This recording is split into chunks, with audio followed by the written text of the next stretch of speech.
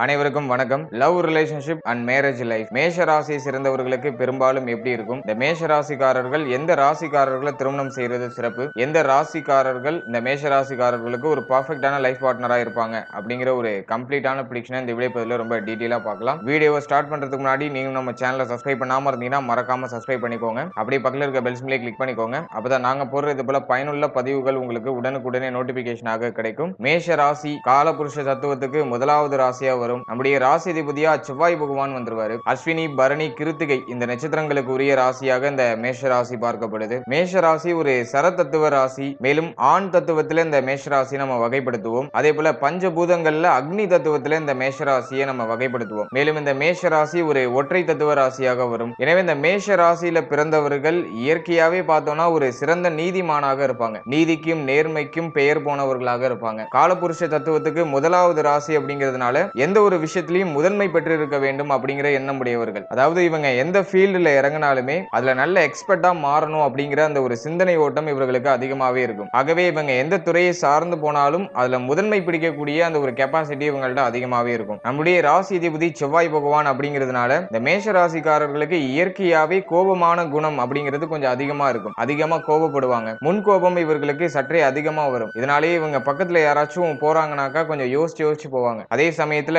கோபம் இருக்கிற இடத்துல தான் குணம் இருக்கும் அப்படின்னு சொல்லுவாங்க. அதுக்கு ஒரு சிறந்த எடுத்துக்காட்டுனாக அது மேஷராசி தான். எந்த அளவுக்கு கோபப்படுறாங்களோ அதை விட அதிகமான நல்ல குணங்களை உடையவர்களாக இருப்பாங்க. அடுத்ததா பார்த்தோம்னா இந்த மேஷராசியை சேர்ந்தவர்கள் அநீதிக்கு எதிராக குரல் கொடுக்கக்கூடியவர்களாக இருப்பாங்க. அநீதியை கண்டு எப்போதுமே ஒதுங்கி போக மாட்டாங்க. ஏதாச்சும் ஒரு தப்பு நடக்குதுன்னா அதை தட்டி கேட்கக்கூடிய மனப்பான்மை இவர்கள்ட்ட அதிகமாவே இருக்கும். இயற்கையாவே பார்த்தோம்னா இவர்கள் ஒரு சிறந்த தைரியசாலியாக இருப்பாங்க. எந்த ஒரு தவறான விஷயமும் நடக்கக்கூடாதுன்னு எதிர்பார்க்கக்கூடியவர்கள். ஆகவே தப்பு நடக்கிற இடத்துல யோசிக்காம தட்டி கேட்பாங்க. மேலும் இந்த மேஷத்துடைய இன்னொரு சிறப்பு குணம் என்ன அப்படின்னு பார்த்தோம்னா எந்த விஷயத்திலையும் யாரையும் சார்ந்து இருக்க மாட்டாங்க. அது இவர்களுக்கு சுத்தமா பிடிக்காது. தனிச்சையா செயல்படணும் அப்படின்னு நினைக்கக்கூடியவர்களா இருப்பாங்க. யாரையும் சார்ந்து வாழுதல் அப்படிங்கிறது இவர்களுக்கு அறவே பிடிக்காத ஒரு விஷயமா இருக்கும். அதே சமயத்துல கூட்டமாக நண்பர்களோட உறவினர்களோட அதிக நேரம் இருக்கணும் அப்படின்னு ஆசைப்படக்கூடியவர்களாக இருப்பாங்க. அதிகமான நேரத்தை நம்முடைய குடும்பத்தோட செலவிடணும் அப்படின்னு நினைக்கக்கூடியவர்களாக இருப்பாங்க. அடுத்தது பார்த்தோம்னா அந்த மேஷத்தை சேர்ந்தவர்கள் எப்போதும் ஏதாச்சும் ஒரு விஷயத்தை செஞ்சுக்கிட்டே இருப்பாங்க. ஒரு 10 நிமிஷம் இவர்களால சும்மா இருக்க முடியாது.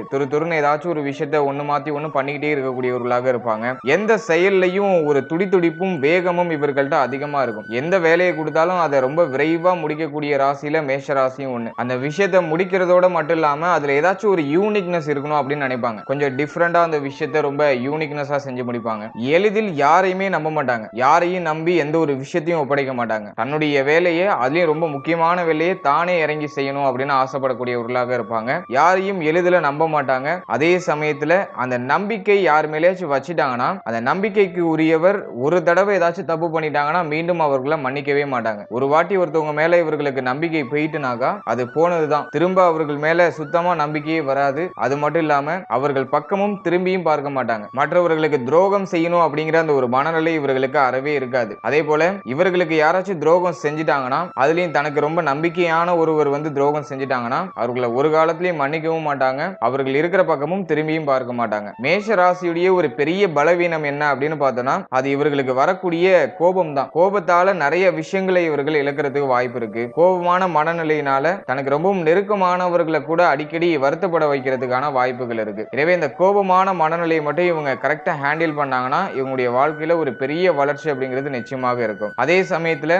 இவங்க மேல ஏதாச்சும் ஒரு தப்பு இருக்கு அப்படிங்கிற பட்சத்துல இறங்கி போய் மன்னிப்பு கேட்கறதுக்கு தயங்கவே மாட்டாங்க. இவர்களோட வயதுல சிறியவர்களாக இருந்தாலுமே இவங்க மேல தப்பு இருக்கு அப்படிங்கறத உணர்ந்துட்டாங்கன்னா இறங்கி போய் மன்னிப்பு கேட்பாங்க. அதெல்லாம் இவர்கள்ட்ட இருக்கக்கூடிய ஒரு சிறந்த குணமா பார்க்கப்படுது. அடுத்தது பார்த்தோம்னா இந்த மேஷ ராசியை சேர்ந்தவர்கள் தீர்க்கமான முடிவு எடுக்கக்கூடியவர்களாக இருப்பாங்க. இவங்க ஒரு வாட்டி ஒரு விஷயத்துல முடிவு எடுத்துட்டாங்கன்னா எக்காரணத்தை கொண்டு அதுல இருந்து பின்வாங்க மாட்டாங்க. அந்த விஷயத்தை செஞ்சு முடிச்சிட்டு தான் அடுத்த வேலை பார்ப்பாங்க. யாரு என்ன சொன்னாலும் காதுல வாங்கிக்க மாட்டாங்க. ஒரு விஷயத்துல முடிவு எடுத்துட்டாங்கன்னா அந்த முடிவுல ரொம்ப தெளிவா இருப்பாங்க. அது வந்துட்டு மேஷத்துக்குள்ள இன்னொரு சிறப்பு. அதே போல இவங்க எடுக்கக்கூடிய அந்த முடிவுகள்ல ஏதாச்சும் விளைவுகள் ஏற்படுமா அப்படிங்கறத நினைச்செல்லாம் கவலையே பட மாட்டாங்க. எது வந்தாலும் பாத்துக்கலாம், இறங்கியாச்சு ஒரு கை பாத்துடலாம் அப்படின்னு சொல்லிட்டு அந்த ஒரு அதிரடியான முடிவுகள் எடுத்து அதை சரியான வழிக்கு கொண்டு செல்றதுல இவர்கள் அடிச்சுக்கவே முடியாது. அந்த ஒரு திறமை இவர்கள்ட்ட அதிகமாவே இருக்கும். அதே சமயத்துல இந்த மேஷ ராசியை சேர்ந்தவர்கள் எடுக்கக்கூடிய முடிவுகள் பெரும்பாலும் சரியாகவே இருக்கும். பெரும்பாலும் மிஸ் ஆகாது. இவங்க ஒரு விஷயத்துல முடிவு எடுத்துட்டாங்கன்னா அது ரொம்ப ஆழமா யோசிச்சு அந்த முடிவு எடுப்பாங்க. ஏதோ மேலோட்டமா எடுக்க மாட்டாங்க. ஒரு விஷயத்துல இவங்க ஏதாச்சும் கருத்து சொன்னாலோ அப்படி இல்லைன்னா இவங்க ஏதாச்சும் ஒரு விஷயத்துல முடிவெடுத்து அதுல ரொம்ப ஸ்ட்ராங்கா இருந்தாலோ அதுல ஒரு ஆழமான ஒரு தன்மை இருக்கும். அதனாலேயே பெரும்பாலும் இவங்க எடுக்கக்கூடிய முடிவுகள் தவறாக போறது கிடையாது. மேஷ ராசியுடைய இன்னொரு முக்கியமான குணம் என்ன அப்படின்னு பார்த்தோம்னா, தேனியை போல சுறுசுறுப்பானவர்களாக இருப்பாங்க. எப்போதும் இயங்கிக்கிட்டே இருப்பாங்க. இந்த மேஷ ராசிக்காரர்களுக்கு ஏதாச்சும் பனிஷ்மெண்ட் கொடுக்கணும்னா உங்களுடைய கையும் காலையும் வச்சுட்டு கொஞ்ச நேரம் சும்மா உட்கார்ந்துருங்க அப்படின்னு சொன்னா போதும். அது அவங்களுக்கு ஏதோ பெரிய பனிஷ்மெண்ட் மாதிரி தெரியும். ஏன்னா இவங்க ஒருபோதும் சும்மா இருக்கிறத விரும்புறதே கிடையாது. ஏதாச்சும் ஒரு விஷயத்த இன்ட்ரெஸ்டிங்கா பண்ணிக்கிட்டே இருக்கணும்னு ஆசைப்படக்கூடியவர்களாக இருப்பாங்க. ஒரு மணி நேரத்தை கூட வீணடிக்க கூடாது அப்படின்னு அந்த ஒரு எண்ண ஓட்டம் இவர்கள்ட்ட அதிகமா இருக்கும். நேரத்தின் மதிப்பை உணர்ந்தவர்கள், நேரத்தை சரியாக பயன்படுத்தி வாழ்க்கையில முன்னேற வேண்டும் அப்படிங்கிற அந்த ஒரு எண்ண ஓட்டம் இவர்கள்ட்ட அதிகமாவே இருக்கும். அதே போல பொதுநல சிந்தனை இவர்களுக்கு சற்று அதிகமாவே இருக்கும். காலபுருஷ தத்துவத்துக்கு முதலாவது ராசி செவ்வாய் பகவானுடைய ராசி அப்படிங்கிறதுனால இந்த தேசப்பற்று, பொதுநலமான சிந்தனைகள், நாட்டுப்பற்று இதெல்லாம் இவர்களுக்கு கொஞ்சம் அதிகமா இருக்கும். உணர்ச்சி மிக்கவர்களாக இருப்பாங்க. அதாவது வந்துட்டு கொஞ்சம் உணர்ச்சி வசப்படக்கூடியவர்கள் இவங்க. தனக்கு சம்பந்தப்பட்ட ஏதாச்சும் ஒரு விஷயத்தை யாராச்சும் தப்பா பேசுறாங்கன்னா டக்குன்னு உணர்ச்சி வசப்படக்கூடியவர்களாக இருப்பாங்க. குறிப்பா தன்னுடைய நாடு, தன்னுடைய மொழி இது சார்ந்த வகையில யாராச்சும் ஏளனமா பேசுறாங்கன்னா இவர்களுக்கு அந்த உணர்ச்சி வசப்படக்கூடிய அந்த மனநிலை வெளிப்பட ஆரம்பிக்கும். மேலும் இந்த மேஷ ராசிக்காரர்கள் எந்த ஒரு விஷயத்தையும் கரெக்டா பிளான் பண்ணி எடுத்துட்டு போவாங்க. லைஃப்ல வந்துட்டு எந்த டைமிங்ல நம்ம செட்டில் ஆகணும், எந்த டைமிங்ல நம்ம நம்முடைய முயற்சியை, நம்முடைய எஃபோர்ட்டை கொஞ்சம் அதிகமா போடணும் அப்படிங்கிற அந்த ஒரு தெளிவான ஒரு நோக்கத்தோட டிராவல் பண்ணக்கூடியவர்களாக இருப்பாங்க. எனவே இந்த மேஷ ராசிக்கு பெரும்பாலும் பார்த்தோம்னாக்கா 28 வயதுக்கு மேல வாழ்க்கையில மெல்ல மெல்ல வளர்ச்சி அப்படிங்கிறது ஏற்பட ஆரம்பிக்கும். இவருடைய வாழ்க்கையில மத்திம வயதுல ஒரு சிறந்த மாற்றத்தையும் சிறந்த சாதனைகளையும் செய்யறதுக்கான வாய்ப்புகள் இருக்கு. இவர்களுக்கு இருக்கக்கூடிய ஒரே பலவீனம்னா அது இவருடைய கோபம் மட்டும்தான். இந்த கோபத்தை இவங்க சரியா ஹேண்டில் பண்ணாலே எல்லா விஷயத்தையும் இவங்க ஈஸியா ஹேண்டில் பண்ண முடியும். அது மட்டும் இல்லாம இவங்களுடைய கோபத்தை இவங்களுக்கு ரொம்ப நெருக்கமானவங்க புரிஞ்சுக்கிட்டு அவங்களுடைய கோபத்துல இருக்கக்கூடிய நியாயங்களை புரிஞ்சுக்கிட்டு மீண்டும் இவர்கள்ட்ட நல்லா இயற்கையா பழக ஆரம்பிச்சிருவாங்க. அதுவும் இந்த மேஷத்துக்கு இருக்கக்கூடிய ஒரு பெரிய பாசிட்டிவ். தன்னை சுத்தி இருக்கக்கூடியவர்களை கரெக்டா மைண்ட் செட் பண்ணிடுவாங்க. நான் இப்படிப்பட்டவங்க தான், என்ன நீங்க புரிஞ்சுக்கிட்டு நீங்க கரெக்டா நீங்க செயல்பட்டுக்கணும், உங்களுடைய விஷயத்துல நீங்க கரெக்டா இருந்துக்கணும், என் விஷயத்துல நான் கரெக்டா இருந்துப்பேன் அப்படிங்கிற அந்த ஒரு மைண்ட் செட்டை தன்னை சுற்றி இருக்கக்கூடியவர்களுக்கு கரெக்டா புகுத்திடுவாங்க. அதனாலேயே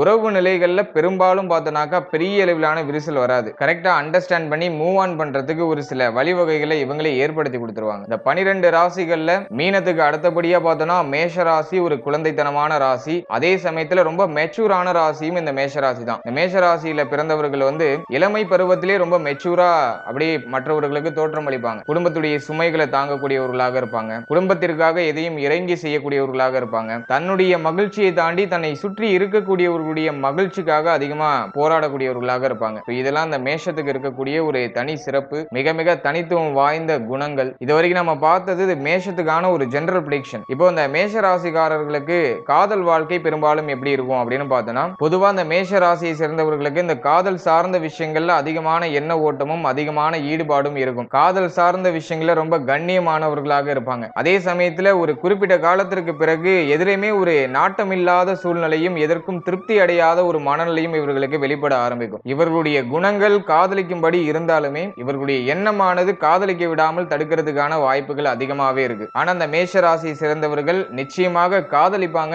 அப்படி இல்லைன்னா காதலிக்கப்படுவாங்க. அதே சமயத்துல இவங்க ஒருத்தரை மனதார நேசிச்சுட்டாங்கன்னா அந்த காதல் உறவுல ஒரு ஆழமான ஒரு புரிதல் தன்மை இருக்கணும் அப்படின்னு எதிர்பார்க்கக்கூடியவர்களாக இருப்பாங்க. புரிதலற்ற உறவுகளை பெரும்பாலும் இருப்பாங்க. மேலும் இவர்கள் யாரு கூடயாச்சும் பேசுறாங்கன்னா அந்த விஷயத்துல ஏதாச்சும் ஒரு அர்த்தம் இருக்கணும் அப்படின்னு எதிர்பார்க்கக்கூடியவர்களாக இருப்பாங்க. அர்த்தம் இல்லாம பேசுறத பெரும்பாலும் இவங்க வெறுப்பாங்க. ஓவரால் அந்த மேஷ ராசிக்கு காதல் சார்ந்த விஷயங்களை பொறுத்தளவுல காதல் சார்ந்த விஷயங்கள்ல ஆரம்பம் அப்படிங்கிறது ரொம்ப மகிழ்ச்சியை தரக்கூடியதாக இருக்கும். ஒரு கட்டத்துக்கு பிறகு ஏதோ ஒரு சலிப்பான தன்மை வெளிப்படுற மாதிரி இருக்கும். ஆனால் மேஷ ராசியுடைய ஒரு இயற்கையான குணம் என்னன்னா, உண்மையானவர்களுக்கு அதீதமான உண்மையானவர்களாக இருப்பாங்க. இவங்களுடைய வாழ்க்கையை கட்டமைக்கக்கூடிய ஒரு சில கட்டாயத்துல இவங்க தள்ளப்படுறதுனால காதலிக்க நேரம் இல்லாமல் அப்படியே ஓடிக்கிட்டே இருக்கக்கூடிய ஒரு சூழ்நிலை இவர்களுக்கு ஏற்படுறதுக்கு வாய்ப்புகள் அதிகமாவே இருக்கும். ஆனா அந்த மேஷ ராசியை சேர்ந்தவர்கள் இந்த காதல் சார்ந்த விஷயங்கள்ல ஒன்ஸ் முடிவு எடுத்துட்டாங்கன்னா அந்த விஷயத்தை அடையிற வரைக்கும் இவங்க ஓயவே மாட்டாங்க. சோ இதெல்லாம் நம்ம மேஷத்துக்கு பாசிட்டிவா எடுத்துக்கலாம். முதல்ல காதல் சார்ந்த விஷயங்கள் இவர்களுக்கு பாசிபிளாவும் இருக்கு. இடையில கொஞ்சம்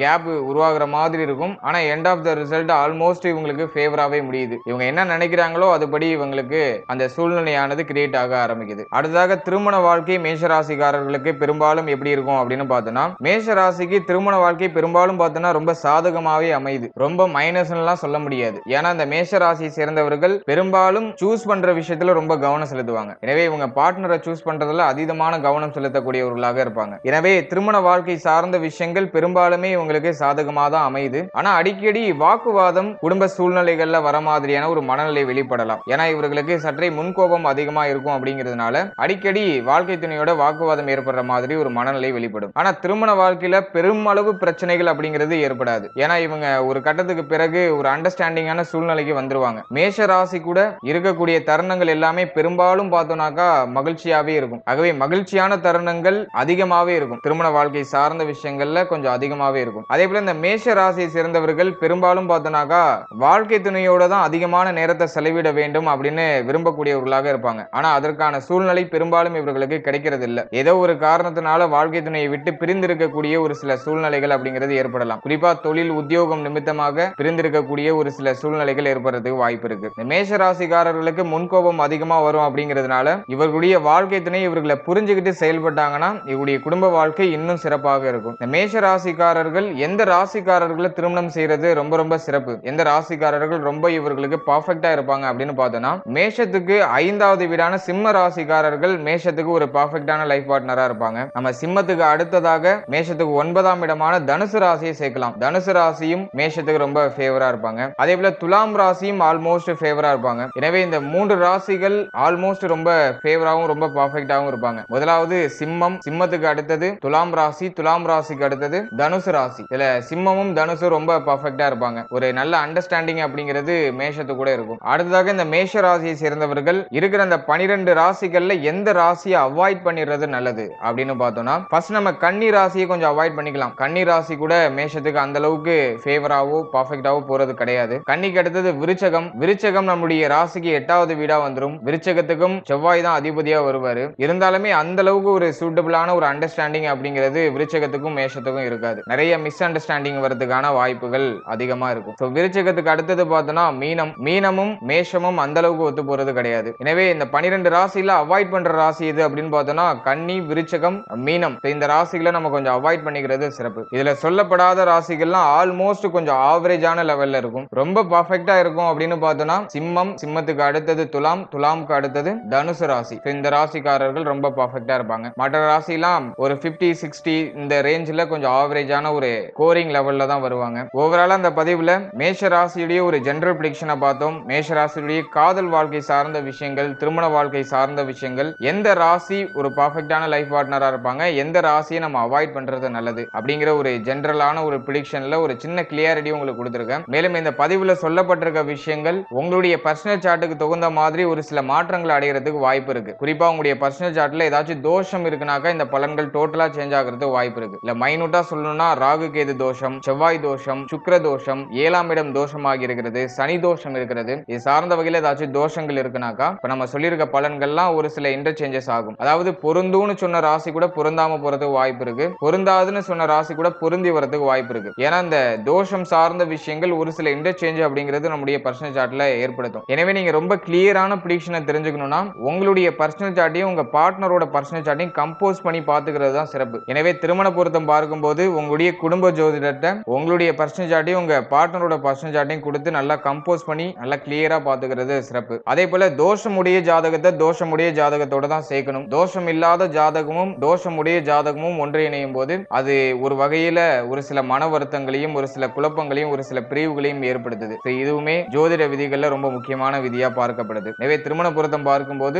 தோஷமுடைய ஜாதகத்தை தோஷமுடைய ஜாதகத்தோட சேர்த்தோம்னா அது நெகட்டிவ் சேர்ந்து அப்படியே பாசிட்டிவா கன்வெர்ட் ஆயிடுது. ஒரு நெகட்டிவ் ஒரு பாசிட்டிவ் நம்ம கன்ஜெக்ஷன் பண்ணும்போது அது ஒரு மாதிரி நெகட்டிவான இன்ஃப்ளூயன்ஸ் பண்ணிடுது. ஆகவே இதெல்லாம் கொஞ்சம் மைண்ட்ல வச்சுக்கிட்டு இந்த திருமண பொருத்தம் பார்க்கும்போது கரெக்டா உங்க பார்ட்னரோட சார்ட்டையும் உங்க சார்ட்டையும் கம்போஸ் பண்ணி பார்த்து ஒரு கிளியரான ஒரு அண்டர்ஸ்டாண்டிங் வந்துருங்க. இதுல பொருந்தாதுன்னு சொன்ன ராசி கூட ஜாதக பொருத்தத்துல உங்க 2 பேருடைய ஜாதகமும் மேட்சிங்ல ஸ்கோர் பண்ணுதுனாக்கா பொருந்தாதுன்னு சொன்ன ராசியை கூட நம்ம சேர்க்கலாம். அது ஆல்மோஸ்ட் அப்படியே ஒத்து போயிடும். அதே போல பொருந்தும்னு சொல்லியிருக்க ராசிகள் கூட உங்களுடைய பர்சனல் சார்ட்டை கம்போஸ் பண்ணும்போது ஸ்கோர் பண்ணாம லோ ஸ்கோர்லயே இருக்குனாக்கா அது அந்த அளவுக்கு சூட்டபிளா இருக்காது. அதெல்லாம் கொஞ்சம் நல்லா அனலைஸ் பண்ணிக்கோங்க. இந்த பதிவுல ஒரு சின்ன கிளியாரிட்டி ராசி வைஸா எந்த ராசிக்கும் மன பொருத்தம் கொஞ்சம் கிளியரா இருக்கும், கொஞ்சம் அண்டர்ஸ்டாண்டிங்கா இருக்கும் அப்படிங்கிற ஒரு சின்ன கிளியாரிட்டி தான் உங்களுக்கு கொடுத்திருக்கேன். இது பேசிக் லெவலான அண்டர்ஸ்டாண்டிங் நீங்க எடுத்து யூஸ் பண்ணிக்கிறது சிறப்பு. மேலும் நம்முடைய சேனல்ல ராசி, லக்னம், நட்சத்திரம் இது சார்ந்த விஷயங்களுக்கான ஜெனரல் பிரெடிக்ஷன் ரொம்ப டீப்பா ரிலீஸ் பண்ணியிருக்கோம். அந்த வீடியோஸையும் உங்களுக்கு டைம் இருக்கும்போது ஒரு வாட்டி மறக்காம செக் பண்ணி பாருங்க. அந்த வீடியோஸ்லாம் நீங்க பார்க்கும்போது உங்களை பற்றிய உங்கள் வாழ்க்கை பற்றிய ஒரு கிளியரான அண்டர்ஸ்டாண்டிங் அப்படிங்கிறது கிடைக்கும். அந்த வீடியோக்கான லிங்க் டிஸ்கிரிப்ஷன்ல கொடுத்திருக்கேன். ஒரு டைம் இருக்கும்போது தாராளமா அதையும் செக் பண்ணி பாருங்க. மேலும் நம்முடைய சேனல்ல கோச்சார பலன்கள் ரொம்ப டீடைலா ரிலீஸ் பண்ணிட்டு வரோம். அதாவது மாத பலன்கள், வருட பலன்கள், குரு பெயர்ச்சி பலன்கள், சனி பெயர்ச்சி பலன்கள், ராகு கேது பெயர்ச்சி பலன்கள் அப்படின்னு சொல்லிட்டு இந்த காம்பினேஷன்ல கோச்சார பலன்களை ரொம்ப பிரீஃபா ரிலீஸ் பண்ணிட்டு வரோம். சோ அந்த வீடியோஸ் நம்முடைய சேனல்ல அவைலபிளா இருக்கு. உங்களுக்கு டைம் இருக்கும்போது அதையுமே ஒரு வாட்டி செக் பண்ணி பாருங்க. ஏதோ அந்த பதிவுகள் மூலமா ஒரு சின்ன அண்டர்ஸ்டாண்டிங் ஆச்சும் உங்களுக்கு நிச்சயமாக கிடைக்கும். And finally very limited time. So be cool, stay happy, stay healthy and enjoy. வாழ்த்துக்கள்.